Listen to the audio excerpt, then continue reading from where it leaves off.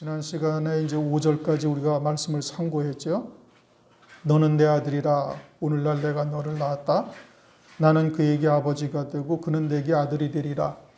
이 말씀이 같은 말씀을 반복하신 것이 아니다. 앞의 말씀은 우리가 생명적 아들로 낳은 것을 의미하는 것이고 뒤에는 아버지의 아들, 즉 아버지의 유업을 이을 수 있는 자.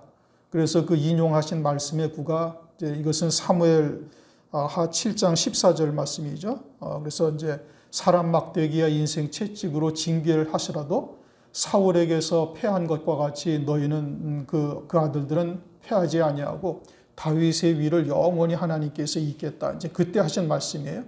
그러니까 하나님께서 우리를 징계와 채찍으로 온전케 하셔서 아들다운 아들이 되게 하시는 역사를 말씀하고 있는 것이고, 그렇게 아들다운 아들이 되었을 때 그때 이제 6절 이제 주의 재림에 대해서 말씀하시는 겁니다.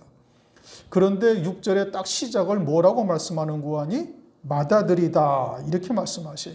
지금까지는 맏아들이다 말씀하지 아니하시고 그냥 아들이라고 말씀하셨어요. 뭐 아들이든 맏아들이든 다 아버지의 유업을 잇는 아들이에요. 그런데 굳이 왜 맏아들이라는 단어를 왜 하필 여기다 하나님께서 쓰셨는가? 또 맏아들이라고 말씀하시면서 주님의 재림을 지금 말씀하고 있어요. 맏아들을 이끌어 세상에 다시 들어오게 하실 때, 그러니까 주님이 재림하실 때 맏아들을 이끌어 다시 오신다 이 말씀, 오게 하신다 이 말씀이죠. 그러니까 재림의 때에 맏아들이라는 의미를 우리에게 지금 무언가를 나타내고자 하시는 거예요.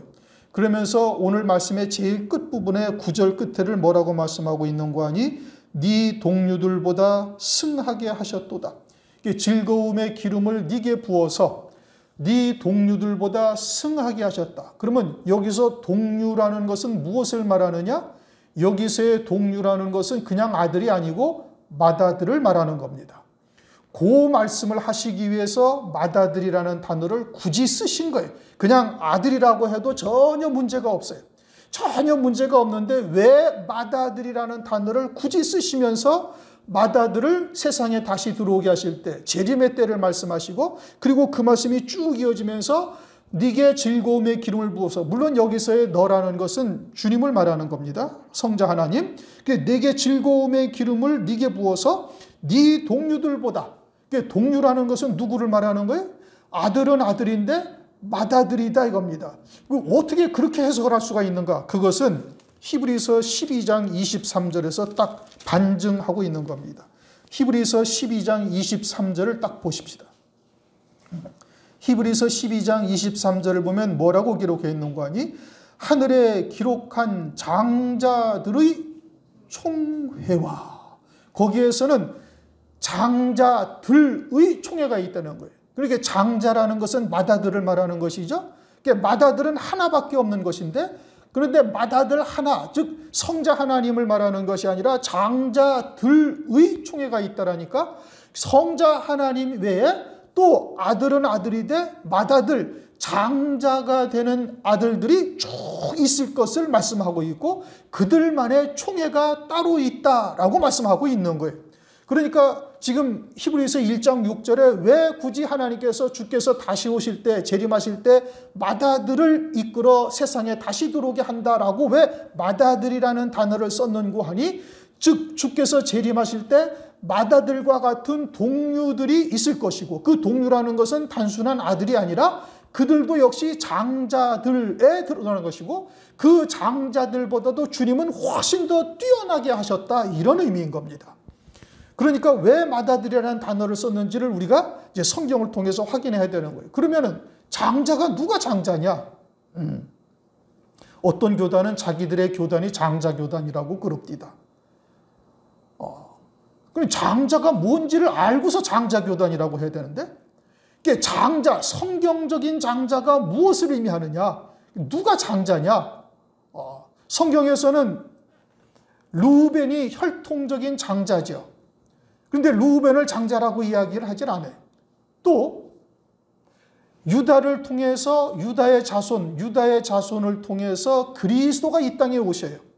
그런데 유다를 그럼 장자라고 그러냐? 유다도 장자라고 하질 않아요.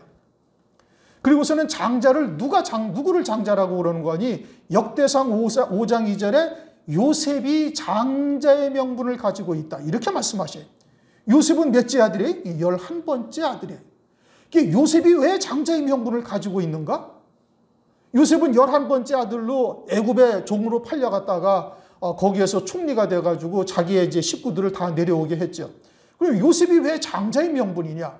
그 장자의 명분을 왜 요셉이 가지고 있는가? 그것은 신명기 21장 17절에 이렇게 말씀하십니다. 반드시 그 미움을 받는 자의 아들을 장자로 인정하여 자기의 소유에서 그에게는 두 몫을 줄 것이요 그는 자기 기력의 시작이라 장자의 권리가 그에게 있음이니라. 자, 이제 장자라는 것은 뭘 말하냐면 두 몫의 분배를 받는 것을 장자라고 그래. 그럼 요셉이 왜 장자냐? 요셉은 에브라임과 므낫세를 애굽에서 낳았는데 야곱이 그들이 야곱의 손자임에도 불구하고 손자로 두지를 아니하고 야곱의 아들로 딱 받아들여요. 그래가지고 가나안 땅을 분배를 받을 때 요셉 한 지파에게 한 몫을 주는 게 아니라 에브라임과 므낫세를 각각 아들로 취급을 해서 야곱의 아들로 취급해서 손자임에도 불구하고 자기 아들로 취급해서 에브라임 지파에게 한 기업을 주시고 또 므낫세 지파에게 또 한 기업을 주어서 그 가나안 땅을 12 지파로 나누어서 주는데 두 몫의 분배를 요셉 지파가 다 받게 되는 거예요. 그래서 요셉이 장자다, 영적인 장자다 이렇게 성경은 말씀을 하셔요. 그러면 장자라는 것은 뭐냐? 장자라는 것은 장차 하늘나라에서 두 몫의 기업을 받는 자가 장자인 것을 말씀하고 있어요. 그것이 성경적 장자예요.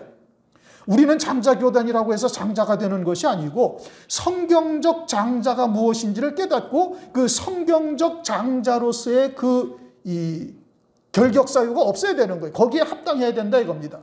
그러면 성경적 장자는 두 몫을 받는 장자가 장자인데 그러면 이 첫째 부활, 즉 다시 말하면은 주님이 재림하실 때 그들의 주님과 함께 그 동류들이 되어져 있는 자, 그들은 다시 말하면 첫째 부활의 영광을 입는 자들인 겁니다.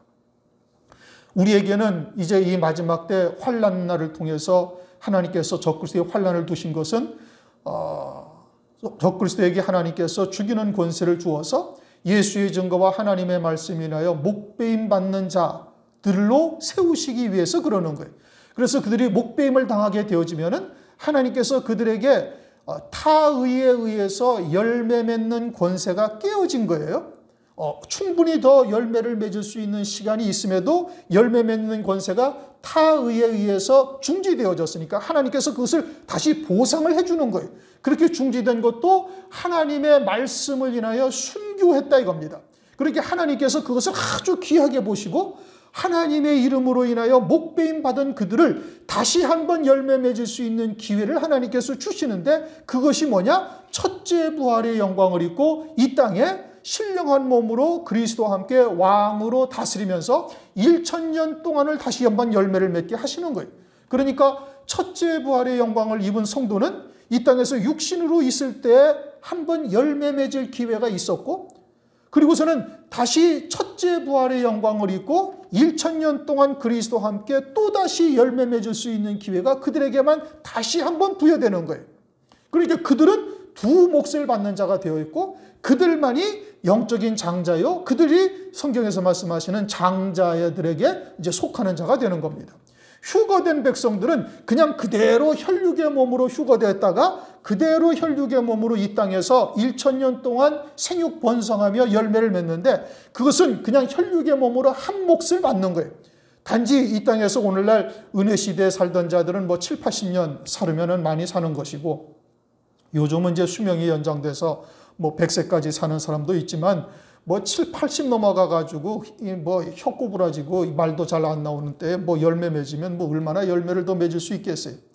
육신에 힘이 있고 목소리에 힘이 있을 때 그때 영생의 열매를 더 맺을 수 있는 것이고 그러니 그와 같이 산다는 것이 뭐 이제 7, 80년 사는 것인데 그렇게 해서 한 몫을 사는 것보다 1000년 동안 열매를 맺는 휴거 백성들이 훨씬 더 많은 열매를 맺죠. 그러나 그것은 한 몫으로 딱 끝나는 거예요. 육신의 목숨이 붙어있는 기간 한 몫으로 딱 끝난다 이겁니다. 그러나 첫째 부활의 영광을 입은 성도들은 육체로 있을 때 열매를 맺었고 또 신령한 몸으로 1000년 동안 열매를 맺는데 이제 그것은 말씀드린 것처럼 원죄에 있는 육체를 입고 있지 아니하였으니 그 1000년 동안에 단 1초도 시간적인 허비가 없이 온전히 1000년 동안 열매를 맺는 거예요. 그러니 다른 사람의 영생의 열매를 맺는 것과는 전혀 비교조차 할 수 없는 어마어마한 영광을 누리는 것이고 결국은 그 영광이 새 예루살렘성의 영광이 되는 것임을 말씀하고 있는 것이죠. 그러므로 왜 맏아들이라고 성경에서 말씀하셨는가? 왜 굳이 딱 여기 한 군데 이렇게 쓰여져 있는데 맏아들이라는 단어를 왜 굳이 쓰시면서 주께서 재림을 하시는 것을 말씀하셨고 그리고 네 동료들보다 승하게 하셨다. 이 말씀의 취지를 우리가 잘 깨달아야 되는 거예요. 그 영광에 들어가게 하기 위해서 히브리서를 쓰신 겁니다. 그리고 히브리인들에게 그것을 깨달으라고 쓰신 거예요. 그러니까 히브리인들만 이거를 깨달을 수가 있는 거예요. 그러니까 히브리인된 종을 통해서 그와 같은 하나님의 비밀이 드러나게 되어지고 그리고 히브리인들만 이 말씀을 들어요. 첫째 부활의 영광이라는 것, 또 히브리서 11장 35절에 더 좋은 부활, 히브리서 12장 23절에 장자들의 총회, 이 말씀이 우리 성경만 있는 것이 아니란 말씀이에요. 모든 전 세계에 있는 모든 그리스도인들이 가지고 있는 성경에 동일하게 다 기록되어져 있는 거예요. 지난 시간에 말씀드린 것처럼 새벽 시간에 말씀을 드렸나? 마귀는 지극히 높은 산에 데리고 올라가서 천하의 만국의 영광을 보여줘요. 또 성령 하나님께서는 따로 높은 산에 올라가서 하늘의 신령한 복이 무엇인지를 우리에게 깨닫게 하시는 거예요. 그런데 성경을 아무리 읽어도 그렇게 세상에 속해서 세상 것을 위해서 신앙생활하고 그것을 기도의 제목으로 삼고 그것을 위해서 금식하고 그것을 위해서 철야기도 하며 그렇게 사는 자들이 그것이 마귀의 미혹된 말이요 혼잡된 말이요 신앙생활이 말짱 다 헛것이 된다는 것을 성경을 100번 천독을 해도 그 못 알아듣는 겁니다. 이해를 못하는 거예요. 국문학 박사가 마태복음을 읽어도 그 말씀이 무슨 뜻인지 그것을 의미하는지 이것을 의미하는지 깨닫지를 못한다 이겁니다. 이것은 영역이 전혀 다른 영역이에요. 이것은 성령으로만 깨닫게 하시는 하나님의 은혜를 입어야만 알 수가 있는 것이지 국문학을 전공했다고 문법을 전공했다고 읽을 수 있는 일들이 아니라 이거예요.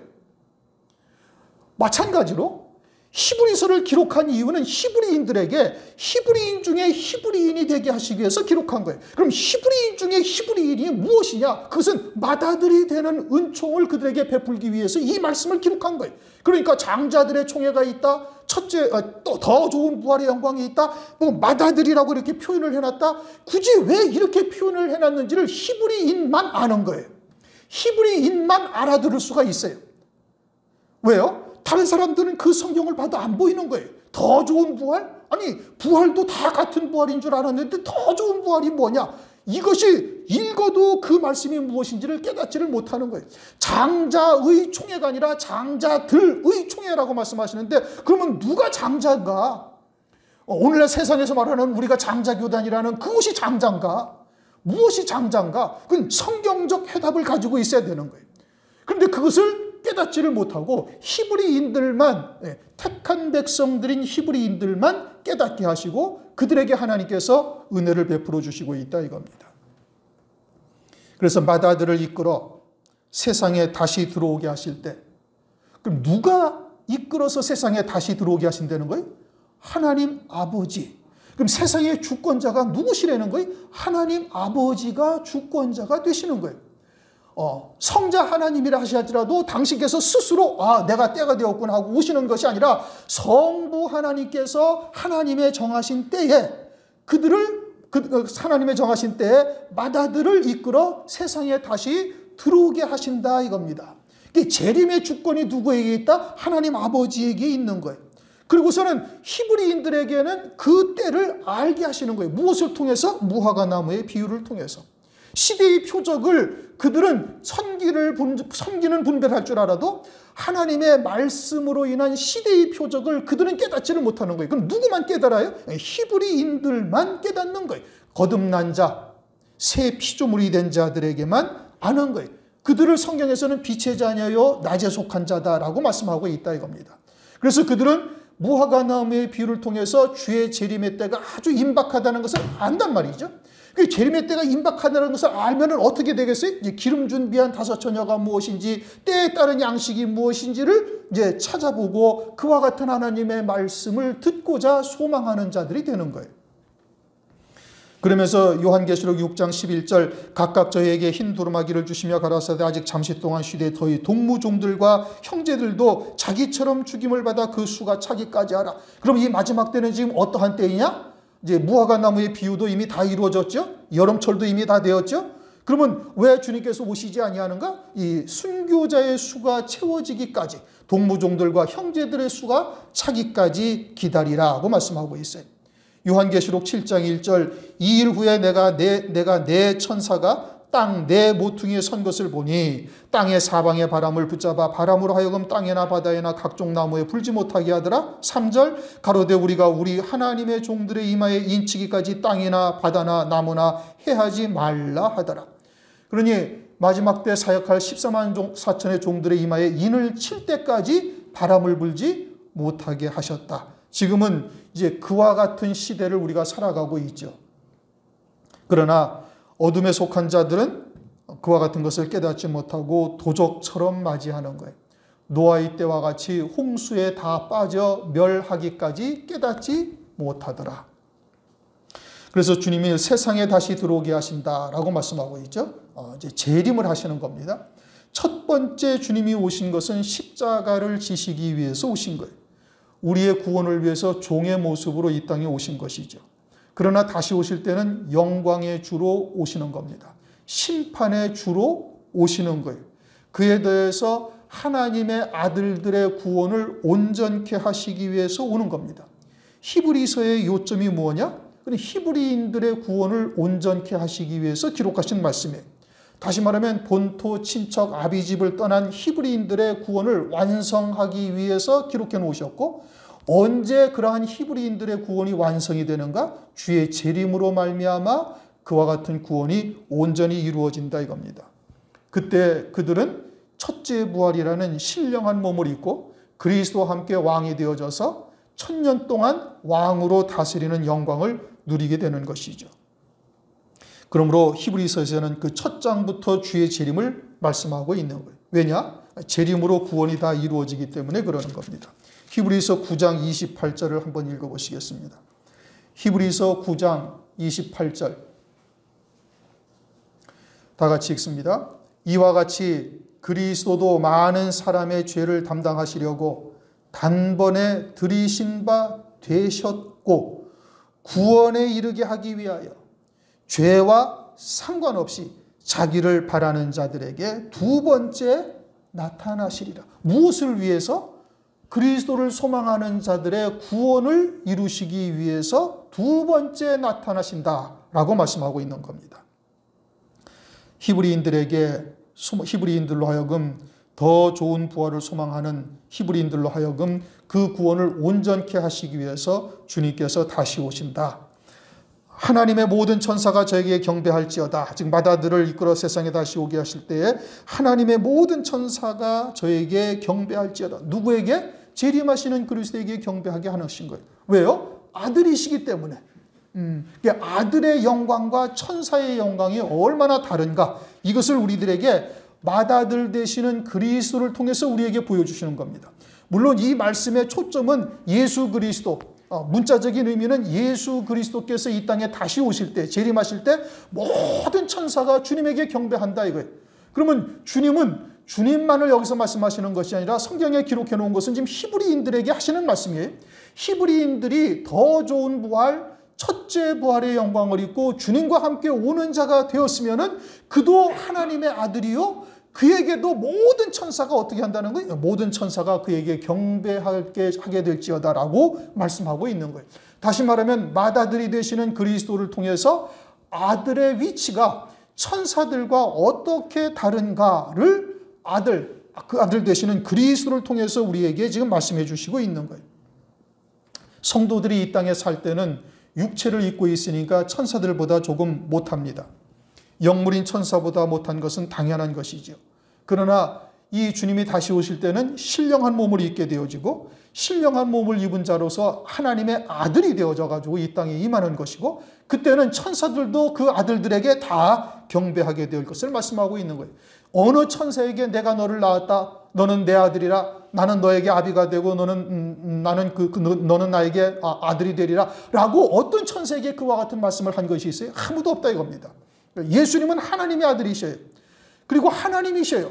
그렇게 굳이 그 말씀을 주님에게 하지 아니하셔도 그분은 하나님이시고 하나님의 아들이신 거예요. 그런데 성경에다가 굳이 그 말씀을 하시는 이유는 우리도 생명적 아들에서 아버지의 아들까지 자라온 우리들이 그와 같이 하나님의 아들로서 이 땅에 다시 오실 때 온전한 하나님의 아들인 것을 그리스도를 통해서 우리에게 계시해 주고 있는 겁니다. 천사들에게는 어느 천사에게도 아들이라고 부르신 것을 우리가 볼 수가 없어요. 그러나 오늘날 우리들에게는 아들이라고 말씀하시고 그 아들들에게도 천사가 경배하게 될 것을 말씀하고 있는 겁니다. 그것을 맏아들 되시는 그리스도께서 첫 열매가 되시고 그것을 온전케 하시기 위해서 이 땅에 다시 오신다는 겁니다.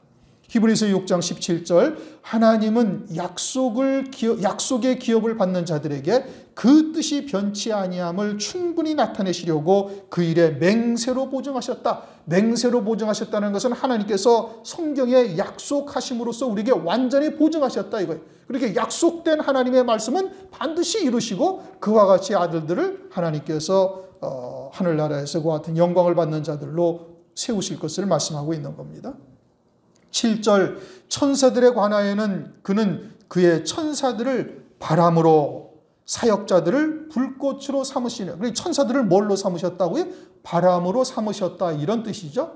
바람이라는 것은 헬라어로 푸뉴마라는 뜻인데 이것은 영들이라는 뜻입니다. 영들.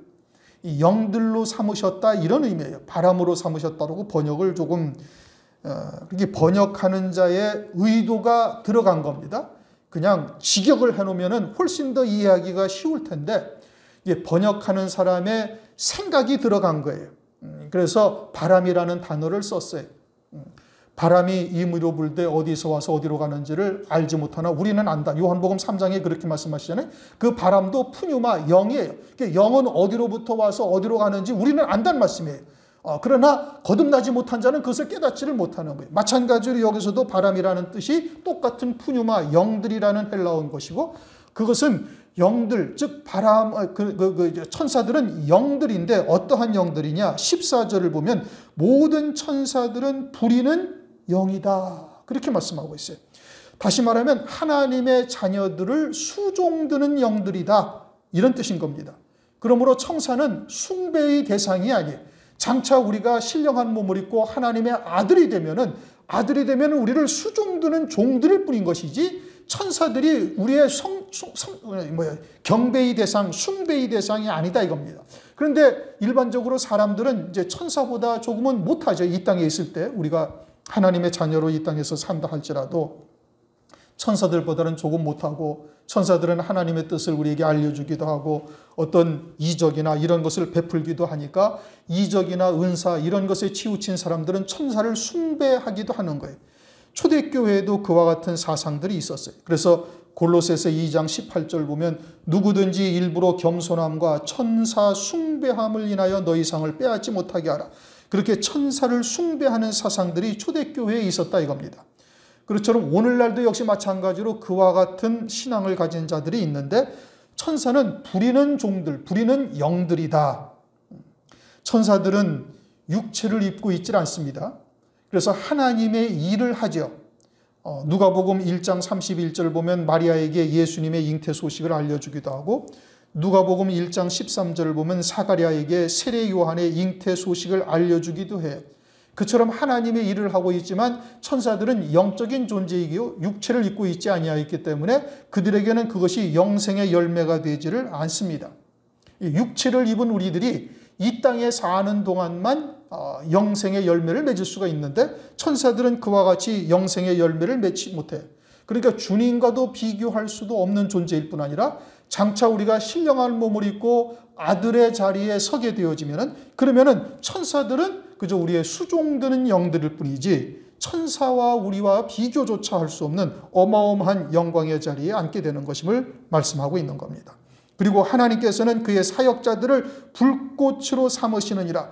여기서 사역자라는 것은 선지자들을 말하죠. 아브라함, 모세, 사무엘 또는 여호수아, 이사야 이와 같은 선지자들을 말하는데 그들은 불꽃으로 삼으신다. 불꽃이라는 것은 잠시 있다 사라지는 겁니다. 요한복음 5장 35절을 보면은 요한은 켜서 비추는 등불이다. 그렇게 말씀하셔요. 켜서 비추는 등불이다 라는 것은 잠깐 등불로 비추고 있다가 사라지는 것을 말하는 겁니다. 사람이니까 유한하죠. 이 땅에 사는 동안 등불로서 불꽃처럼 비춰지다가 그냥 사그러드는 것을 말하고 있는 거예요. 그러니까 유대인들은 아브라함이나 모세와 같은 선지자를 상당히 위대한 자로 이렇게 알고 있지만 그들을 주님께서는 불꽃처럼 사용하신다. 그러니 예수 그리스도께서는 천사나 아브라함이나 모세와도 비교조차 할 수 없는 월등하신 분임을 우리에게 말씀하시고 있는 겁니다.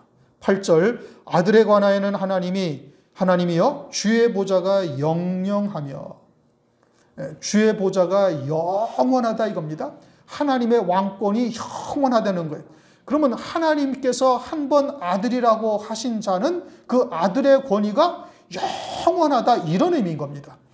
아들에 관하여는 하나님께서 아들이라고 내가 너를 오늘날 낳았다. 나는 너에게 아비가 되고 너는 내게 아들이 되리라 한 그 아들에게 대해서는 하나님의 보좌가 영원하니 그 아들의 지위도 어떠하다는 거예요? 아들의 지위도 영원하다 이러한 말씀인 겁니다. 하나님의 백성들이 이 세상에서 천사를 볼 때는 아버지의 뜻을 이루기도 하고 또 권능을 행하기도 하니까 때로는 좀 부러워할 수도 있죠. 그러나 천사는 조금 전에 말씀드린 것처럼 누리는 영광이 없어요. 그러나 하나님 아버지로부터 한 번 아들로 인정받은 그 아들은 하나님의 보좌가 영원하니 그 아들의 위상도 영원히 지속된다라는 것을 말씀하고 있는 겁니다. 그러니까 이 땅에서는 우리가 천사보다 조금 못하죠. 2장에서도 그걸 말씀하고 있지 않습니까? 7절에 저를 잠깐 동안 천사보다 못하게 하시며 영광과 존귀로 관 씌우시며 이제 훗날에는 우리가 영광과 존귀로 관을 쓰는 자들이 되는 것이죠. 그러니 그와 같이 하나님의 보좌가 영원하다는 것은 한 번 아들로 인정한 받은 우리들은 영원히 그 아들의 권위가 이어짐을 말씀하고 있는 겁니다. 그 다음 주의 나라의 홀은 공평한 홀이니이다. 홀이라는 것은 왕권을 말하죠. 왕들이 조그만 지휘대, 지팡이 같은 것을 가지고 있는데 그것을 이제 홀이라고 말하는 겁니다. 그런데 그 홀이라는 것은 왕권의 상징이죠. 그런데 하나님의 나라, 주님의 나라의 홀은 공평한 홀이다. 아주 공평하다 이겁니다. 그것은 성자 하나님도 예외가 아니에요. 그래서 성자 하나님도 이 땅에 육체를 입고 이 땅에 오셔서 당신의 능력으로 아들로 인정받았다. 성경은 그렇게 말씀하십니다. 로마서 1장 4절 성결의 영으로는 죽은 자 가운데서 부활하여 능력으로 하나님의 아들로 인정되셨으니 곧 우리 주 예수 그리스도시니라. 그러니까 나사렛 예수가 그리스도가 되신 것은 그것은 하나님의 아들이기 때문에 된 것이 아니라 당신의 능력으로 하나님의 아들로 인정되셨다 이 뜻인 겁니다. 그러니까 하나님 보좌 우편 영광도 당신의 능력으로 하나님 보좌 우편 영광으로 앉으신 거예요. 마찬가지로 나머지의 모든 아들들도 그와 같이 이 땅에서 하나님의 공의로운 하나님의 판단에 의해서 그와 같은 아들이 되었음을 말씀하고 있는 거예요. 그래서 로마서 3장 4절을 보면 이렇게 말씀하시죠. 사람은 다 거짓되되 오직 하나님은 참되시다 할지어다. 기록된 바 주께서 주의 말씀에 의롭다함을 얻으시고 판단받으실 때에 이기려 하심이니라. 성자 하나님도 하나님의 말씀에 의하여 의롭다함을 받으신 거예요. 또한 우리들도 장차 아들의 자리에 하나님의 말씀에 의하여 의롭다함을 받는 거예요. 그렇게 어느 누구도 하나님의 공의로운 이와 같은 온전함에 이르러야만 그와 같은 영광에 이를 수 있음을 말씀하고 있는 겁니다. 그러니 우리의 아들됨을 그 어느 누구도 하나님 앞에 항의할 수가 없는 거예요. 하나님 나라의 고린도전서 15장 41절 보면 해와 같은 영광도 있고 달과 같은 영광도 있고 별과 같은 영광도 있는데 각각의 영광이 다르다 이겁니다. 그러면은 영광이 이제 별과 같은 영광이나 혹은 음부에 있는 자들이 왜 저 사람에게는 해와 같은 영광을 입혔느냐고 항의할 수가 있느냐? 아무도 항의할 수가 없는 거예요. 왜요? 하나님의 나라는 완벽한 공의, 의의 나라이거든요. 공평하다 이겁니다. 그와 같이 하나님께서는 오직 말씀이 기준이 되어져서 하나님의 공의로 다스리시는 그와 같은 나라가 되는 거예요. 그리고 9절 네가 의를 사랑하고, 여기서 너라는 것은 예수 그리스도를 말하는 겁니다. 의를 사랑하였다라는 것은 하나님의 의를 사랑하였다는 거예요. 하나님의 의는 뭐냐? 그것은 하나님의 뜻을 이 땅에 이루는 것이 하나님의 의예요. 그래서 예수님은 세례 요한에게 세례를 받으실 때 성령이 임하셔서 그때로부터는 오직 성령을 따라 사셨어요. 십자가 위에서 죽임당하시는 순간까지 성령으로만 사셨어요. 그래서 주님은 나는 내 뜻을 행하러 온 것이 아니라 나를 보내신 이의 뜻을 행하러 왔다. 요한복음 6장 38절 39절 그렇게 말씀하시면서 온전히 하나님의 뜻을 다 이루신 거예요. 그것은 이 땅에서 아들이 될 자들이 어떠한 삶을 살아야 되는가를 주님께서 먼저 보여주시고, 우리도 그 뒤를 따라 그러한 믿음의 삶이 되어야 될 것을 말씀하고 있는 거예요. 그것을 위해서 하나님께서는 우리를 광야와 같은 길을 걷게 하시는 거예요. 광야길을 이스라엘 백성들로 하여금 걷게 하신 이유가 뭐예요? 네 열조도 알지 못하는 만나를 내게 내리시고 때로는 물 없는 곳 험한 길로 인도하신 이유는 뭐냐? 이것은 너가 하나님의 입에서 나오는 모든 말씀으로만 사는 줄을 알게 하려 하심이라. 신명기 8장 2절 3절 그렇게 말씀하고 있는 겁니다. 그러므로 말세의 마지막 때 아들의 자리에 이를 자들은 반드시 하나님의 뜻이 무엇인지를 먼저, 진리가 무엇인지를 깨닫고 들어야 될 것이고, 진리의 영이신 성령께서 인도하시는 대로 믿음으로 쫓을 수 있는 자가 되어야 되는 거예요. 나도 내 속에서 역사하시는 자의 역사를 따라 힘을 다하여 수고하노라 하는 고백처럼 우리의 삶이 그러한 성령의 인도함을 받는 의의 열매를 맺는 삶이어야 될 것을 말씀하고 있는 겁니다. 그래서 의를 사랑하고 불법을 미워하였으니, 누가? 성자 하나님이 그러셨다는 거예요.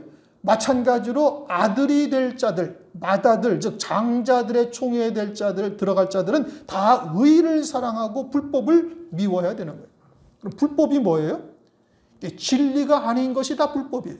마태복음 7장 21절 이하에 보면 아버지의 뜻대로 행치 아니한 자들에게 나중에 책망하죠.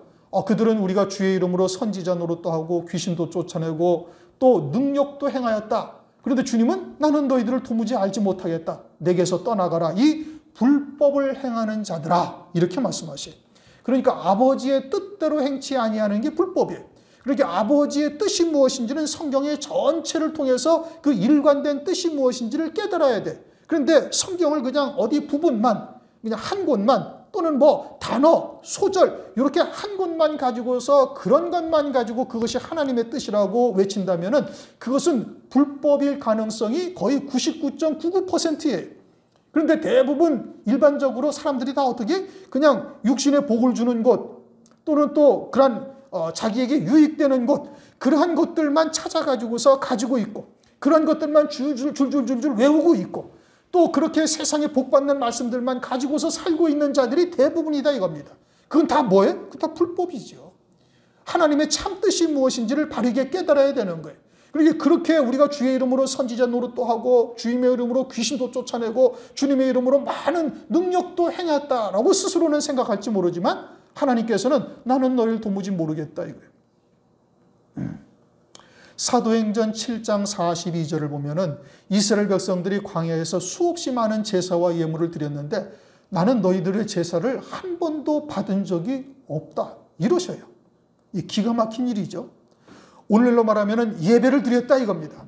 예배를 드리고 나는 그래도 나름대로 헌신하며 11조와 감사의 예물과 그래도 하나님께 과할 정도로 내게 부담이 될 정도로 힘에 겨울 정도로 주를 위해서 많은 헌신을 하고 헌금도 하고 이래 했는데, 그런데 주님은 나는 네 예배 한 번도 받은 적이 없어. 너 언제 나한테 한번 예배 한 번 제대로 드린 적이 있느냐? 라고 한다면 이것처럼 통탄할 일이 어디 있어요? 그런데 하늘나라에서 슬피 울며 이를 갈미 있다. 성경에서 여러 곳에서 말씀하고 있는 겁니다. 바깥 어두운 데 내어 쫓겨 슬피 울며 이를 갈미 있으리라. 세상 사람들에게 하는 얘기입니까? 그리스도인들에게 하시는 말씀입니까? 그리스도인들에게 하시는 말씀이에요. 그러니 그와 같은 자리에 처해진다면 그것은 이 땅에서 신앙생활 하지 아니한만도 못한 거예요. 신앙생활 하지 아니한 자들은 밖에서 놀기라도 제대로 놀다가 올라가죠.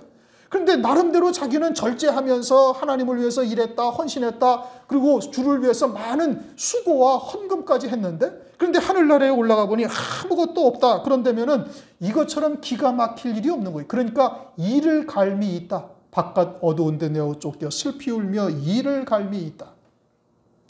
진리가 무엇인지를 우선 강조하는 거지만 들을 수 있다는 것이 큰 은혜입니다. 분별할 수 있다는 것. 무엇이 참이다. 그것은 성령께서 깨닫게 하신 거예요. 여러분들이 기도를 40일 금식 기도를 여러분 해보셨습니까? 아니면은 내가 1년 365일 철야 기도를 하겠노라 그러면서 철야 기도를 해본 적이 있습니까? 아니잖아요. 하나님께서 일방적으로 은혜를 베풀어 주신 거예요. 그렇다고 여러분들이 성경을 한 1,000도씩 해봤나요? 아니잖아요. 1,000독을 해도 영적인 세계가 열리질 않습니다, 여러분. 제가 중국에서 수도 없이 본 거예요. 700독, 800독 하면은요, 이사야서 같은 이 어려운 데를 그냥 달달달달 다 외워. 그냥 머릿속에 성경이 다 들어앉아 있어요. 성경 가지고 다니지도 않아도 그냥 혼자 묵상하면서 창세기로부터 쭉 묵상해 나갈 수가 있을 정도가 되는 겁니다. 그런데도 영의 세계가 하나도 열리질 않는 거예요. 조금 전에 말씀드린 것처럼 마귀가 보여주는 지극히 높은 산이 무엇인지, 성령께서 데리고 가시는 따로 높은 산, 크고 높은 산의 영광이 무엇인지 성경을 다 외우고 있어도 그 부분이 비교조차 할 수 없는 거예요. 이것이 무엇을 뜻하는 것인지를 깨달을 수가 없다니까요. 이것은 오직 성령께서만 알게 하시는 하나님의 은총이에요. 왜요? 우리는 애시당초부터 빛과 어둠으로 나눈 그 빛 가운데서 또 빛으로 우리가 택함을 입은 존재이기 때문에 하나님께서 알게 하시는 거예요. 천국의 비밀을 아는 것이 너희들에게는 허락되었으나 저들에게는 아니 되었다. 그래서 저들은 들어도 듣지 못하고 보아도 보지 못하고 깨닫지도 못한다 이거예요. 그냥 아주 다 만들어서 입에다 떠 넣어줘도 이게 그 말씀인지 아닌지 분별도 못하는 거예요. 왜요? 육으로 치우쳐서 화인 맞은 자가 이미 되었기 때문에. 꺼져가는 심지죠. 그래도 하나님께서는 끄지 않고 그냥 그대로 두시는 겁니다. 오늘날 우리가 진리가 무엇인지를 알았다라는 것은 엄청난 은혜인 겁니다. 그러면은 우리는 그에 합당한 응답을 하나님께 드려야 되는 거예요. 많이 받은 자에게선 많은 것을 찾을 것이고 적게 받은 자는 적은 것을 하나님께서 요구하는 거예요. 그럼 우리에게 그와 같은 은총을 베풀어 주시면 우리가 어떻게 해야 되는 거예요? 그에 합당한 믿음의 열매들을 맺어야 되는 거예요. 그에 이르는 믿음의 길을 우리가 갈 수 있어야 되는 것이고, 그런 것으로 인하여 낭망하거나 또는 불평하거나 원망하지 아니하고, 구약의 이스라엘 백성들을 갖다가 광야길을 걷게 하면서 불평 원망하는 자를 다 멸하신 이유가 뭐예요? 너희들은 그와 같은 은혜를 받은 자들인데 너희들이 그처럼 원망하고 불평한다면 저들처럼 너희들도 멸하실 수도 있다. 촛대를 네게서 옮기리라. 이 말씀이 무엇인지를 잘 살피셔야 돼.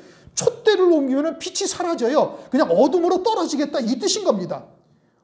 사역을 하지 못하게 하겠다 이게 아니고, 촛대를 내게서 옮기신다라는 것은 빛이 사라지고, 그러면 어떻게 돼? 어둠에 속한 자가 되고 자기도 모르는 사이에 그냥 어둠에 속한 자가 되어져서 화인 맞은 양심이 되고 영원한 멸망에 빠지게 된다 이 뜻인 겁니다.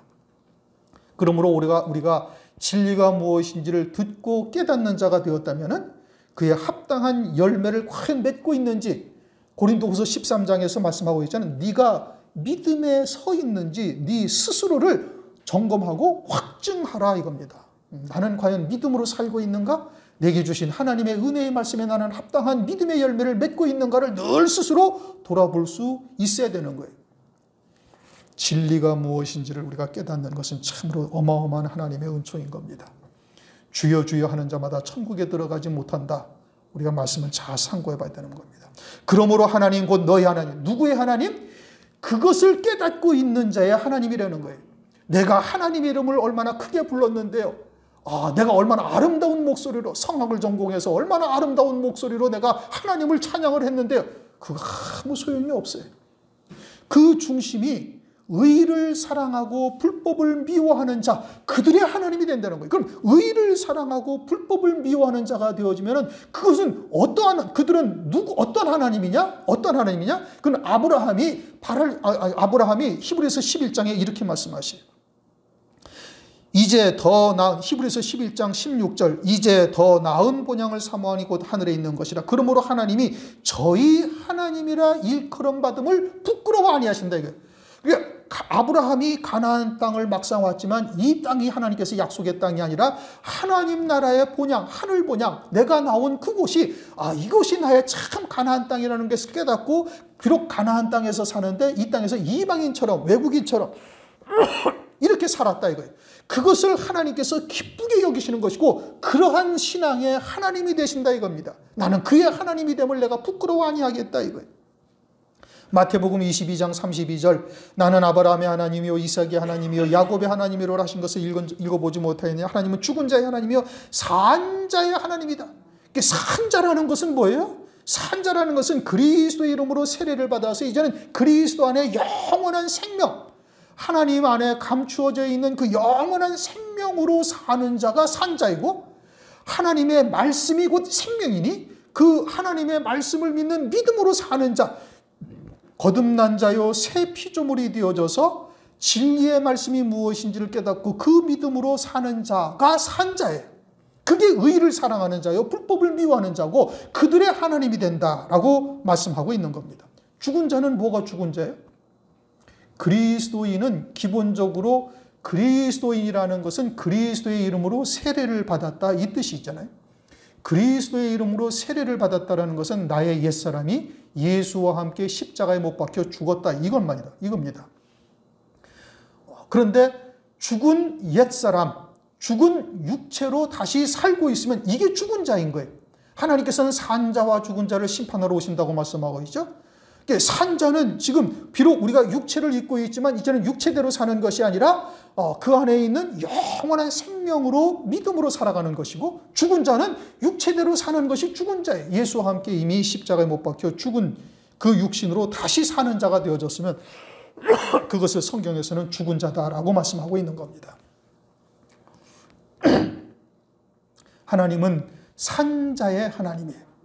죽은 자들의 하나님으로 불리우기를 하나님은 부끄러워 하시는 거예요. 하나님은 산 자들에게 하나님이 되신다 이겁니다. 그러면 그들이 드리는 예배를 하나님께서 어떻게? 그들은 하나도 받지 않으신 거예요. 죽은 자로서, 육체로서 나와서 예배를 드린다. 그것은 하나님 앞에 간합되지 아니하는, 그것은 헛된 예배다 이겁니다. 이사야서 1장 13절, 헛된 재물을 다시 가져오지 말라. 분향은 나의 가정이 여기는 바요. 월삭과 안식일과 대회로 모이는 것도 그러하니 성회와 아울러 악을 행하는 것을 내가 견디지 못하겠노라. 내 마음이 너희 월삭과 정한 절기를 싫어하나니 그것이 내게 무거운 짐이라. 내가 지기에 곤비하였느니라. 말라기 1장 10절, 너희가 내 단 위에 헛되이 불사르지 못하게 하기 위하여 너희 중에 성전문을 닫을 자가 있었으면 좋겠도다. 하나님을 찬양하고 하나님을 경배하는 것을 하나님께서 얼마나 기쁘게 여기셔요. 그런데 헛된 재물을 내게 가져오지 말라. 예배 좀 안 드렸으면 좋겠다 너희들은. 아니 예배를 안 드렸으면 좋겠다 아니라 누가 성전문을 좀 닫아 걸었으면 좋겠다. 아주 내가 그와 같은 것을 지기에 너무 곤비하다라고 말씀하시는 겁니다. 오늘날 우리의 예배가 하나님이 연락하시는 예배가 되어야 돼요. 영과 진리로 드리는 예배요, 의를 사랑하고 불법을 미워하는 자와 같은 자리에 우리가 서 있어야만 되는 겁니다. 환난 날에도 그와 같은 자들은 이기는 자가 되는 겁니다. 불법이 무엇인지를 깨닫는 자가 되니까 이기는 자가 되는 것이죠. 즐거움의 기름을 내게 부어, 이제 의와 내가 의를 사랑하고 불법을 미워하였으니 그러므로 너희 하나님 곧 너희 하나님이 즐거움의 기름을 네게 부었다. 주님에게 부었다는 거예요. 기름을 부었다라는 것은 성령이죠. 사도행전 10장 38절, 하나님이 나사렛 예수에게 성령과 능력을 기름 붓듯 하셨으며, 그러니까 기름을 부었다라는 것은 성령을 부으셨다라는 얘기고, 그런데 성령을 부었는데 즐거움의 기름을 부었다라는 것은 무엇을 말하느냐? 요한복음 14장 17절에 저는 진리의 영이다 이렇게 말씀하셔요.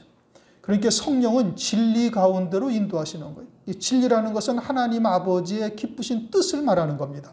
문자적인 하나님 말씀이 아니라 문자 속에 담겨져 있는 하나님의 뜻. 이면적 유대인이 유대인이요 할례는 마음에 할지니 말씀하신 것처럼 그 속에 담겨져 있는 하나님의 뜻이 진리고, 그와 같은 진리로 인도하시는 성령이시니 그러한 진리의 말씀을 쫓아 성령으로 인도하심을 따라 열매를 맺는 것이 그것이 하나님께서는 즐거움의 기름을 부어 인도하시는 역사인 것을 말씀하고 있어요.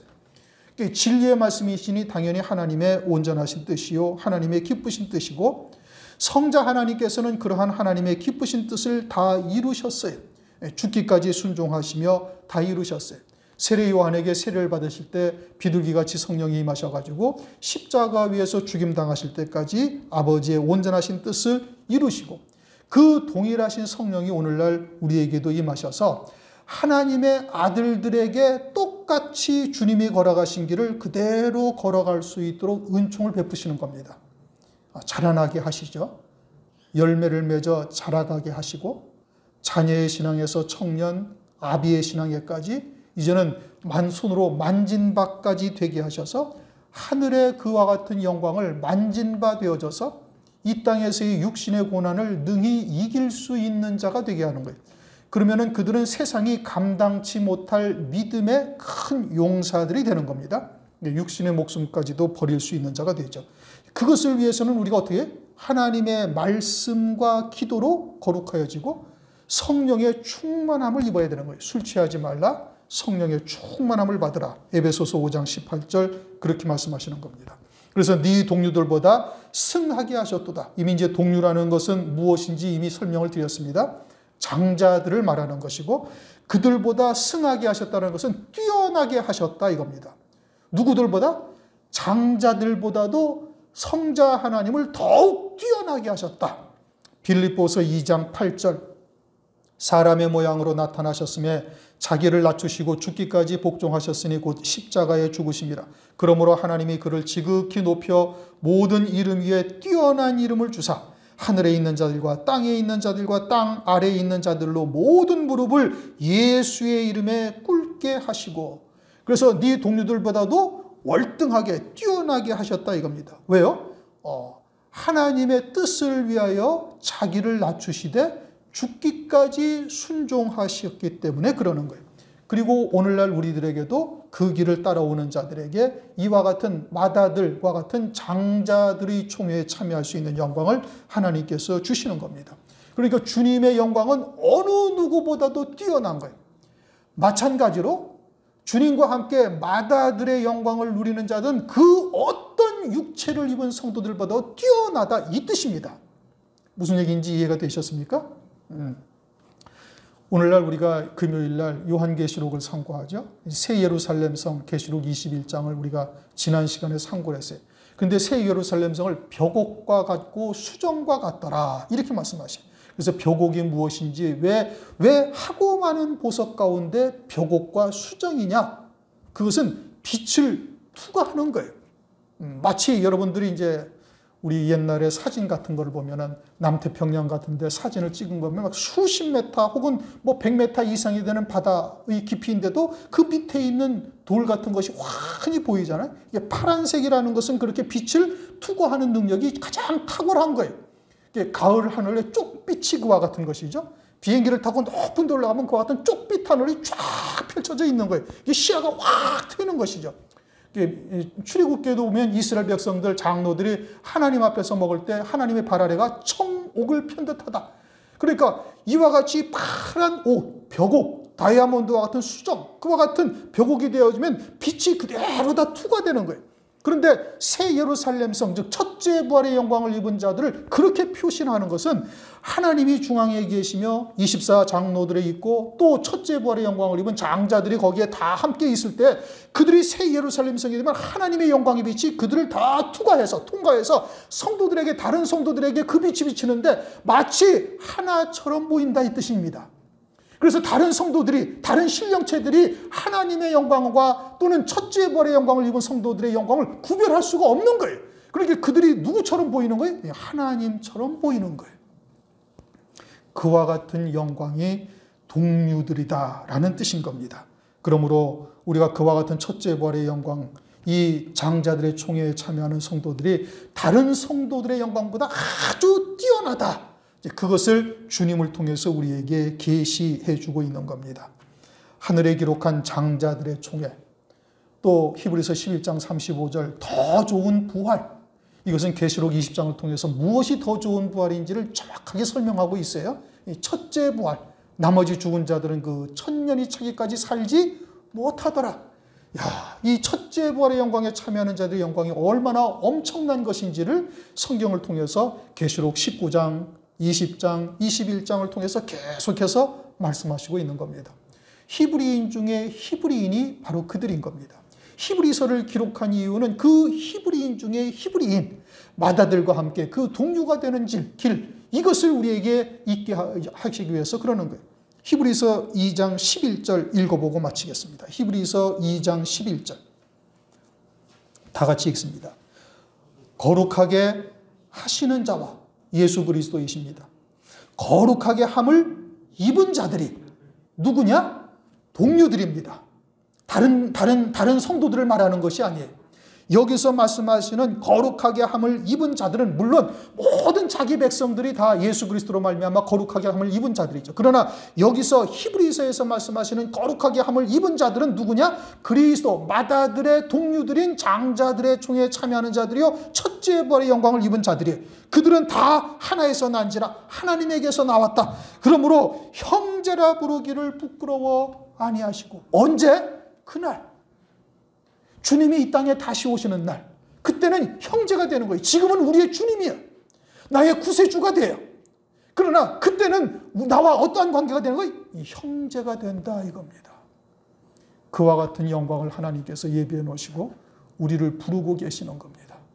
그날이 우리 모두에게 다 함께 임하시길 주님의 이름으로 축원합니다. 통성으로 한 2, 3분 기도하시는데 오늘 말씀을 생각하고 기도하세요.